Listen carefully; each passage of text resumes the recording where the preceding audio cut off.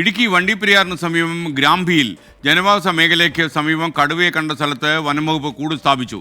കടുവാ ഭീതിയെ തുടർന്ന് ഗ്രാമ്പി LP സ്കൂളിന് വിദ്യാഭ്യാസ വകുപ്പ് അവധി പ്രഖ്യാപിച്ചു. രാഹുൽ വിജയൻ ഇടുക്കിയിൽ നിന്ന് ചേരുന്നു. രാഹുൽ, ഗുഡ് മോർണിംഗ്, പറയൂ.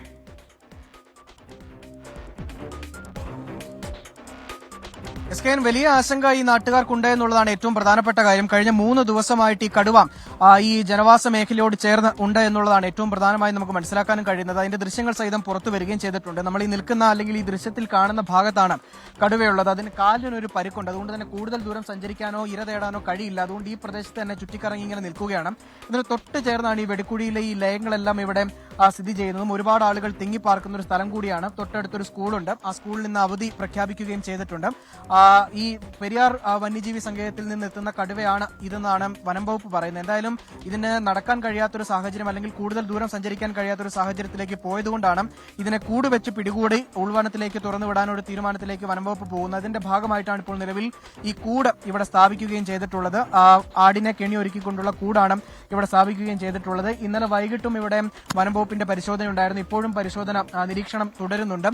ഡ്രോൺ ഉൾപ്പെടെ ഉപയോഗിച്ചുള്ള നിരീക്ഷണത്തിൽ ഈ കടുവ ഈ ഭാഗത്ത് തന്നെ ഉണ്ട് എന്നുള്ളതാണ് മനസ്സിലാക്കാനും കഴിയുന്നത്. എന്തായാലും ഈ കടുവയെ തുരത്തുക അല്ലെങ്കിൽ ഓടിക്കുക, വെടിപൊട്ടിച്ചോ അല്ലെങ്കിൽ മറ്റേതെങ്കിലും വിധത്തിൽ ഇതിനെ ഓടിക്കാനുള്ള ഒരു തീരുമാനത്തിലേക്ക് പോയിട്ടില്ല. അങ്ങനെ സാധിക്കില്ല. അതിന്റെ ആരോഗ്യ പ്രശ്നങ്ങളൊക്കെ കണക്കിലെടുത്തുകൊണ്ടാണ് ഈ കൂട് വെച്ചുകൊണ്ടുള്ള പിടികൂടലിന് വനംവകുപ്പ് നീങ്ങുകയും ചെയ്തിരിക്കുന്നത്. നിലവിൽ വനംവകുപ്പിന്റെ ഒരു പ്രത്യേക ടീം തന്നെ ഇവിടെ ഉണ്ട് താനും. എന്തായാലും വലിയ ആശങ്ക ഇതുമായി ബന്ധപ്പെട്ട് നാട്ടുകാർക്കുണ്ട് എന്നുള്ളതാണ് മനസ്സിലാക്കാൻ കഴിയുന്നത്. ഈ പ്രദേശത്തേക്ക് ആരെയും അടുപ്പിച്ചിട്ടില്ല, അല്ലെങ്കിൽ ആരെയും ഇങ്ങോട്ട് വരരുത് എന്നുള്ളതാണ് പറഞ്ഞിരിക്കുന്നത്. ആളുകളോടൊക്കെ സുരക്ഷിതമായിട്ട് ഈ ലയങ്ങളിൽ തന്നെ അല്ലെങ്കിൽ ജോലിക്ക് പോവുകയാണെങ്കിൽ തന്നെ ഒറ്റയ്ക്ക് പോകരുത്, കൂട്ടം കൂടി വേണം പോകാൻ.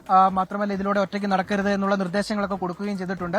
വനംവകുപ്പിന്റെ ഒരു പ്രത്യേക നിരീക്ഷണം എപ്പോഴും ഇവിടെയുണ്ട്. എങ്കിൽ കൂടിയും ആളുകളോട് ജാഗ്രത പാലിക്കാനുള്ള കൃത്യമായിട്ടുള്ള നിർദ്ദേശം കൊടുക്കുകയും ചെയ്തിട്ടുണ്ട്. ആശങ്ക അത് ചില്ലറയല്ല. കാരണം കടുവയാണ്, ജനവാസ മേഖലയിൽ തന്നെയാണ്. ആ ലയങ്ങൾ ഇതിലൊരു 100 മീറ്റർ അകലം പോലും ഇല്ല. ഈ കടുവയെ കണ്ട സ്ഥലവും ഈ കടുവ ഇപ്പോഴുണ്ട് എന്ന് പറയുന്ന സ്ഥലവും തമ്മിൽ 100 മീറ്റർ അകലം പോലും ഇല്ല. അതുകൊണ്ട് വലിയ ആശങ്ക സ്വാഭാവികമായിട്ടും നാട്ടുകാർക്കുണ്ട്. ഇന്നലെ ചെറിയ തരത്തിലുള്ള ഒരു പ്രതിഷേധവും വാക്കേറ്റവും ഒക്കെ ഇവിടെ ഉണ്ടാവുകയും ചെയ്തിരുന്നത്. കടുവയെ എത്രയും വേഗം പിടികൂടണം എന്നുള്ളതാണ് നാട്ടുകാർ പറയുന്നത്. പക്ഷേ അവിടെ ഒരു സാങ്കേതിക പ്രശ്നം എന്ന് പറയുന്നത് ഇതിനെ തുരത്താൻ മറ്റേതെങ്കിലും സംവിധാനത്തിൽ ഓടിച്ചുവിടാൻ കഴിയില്ല.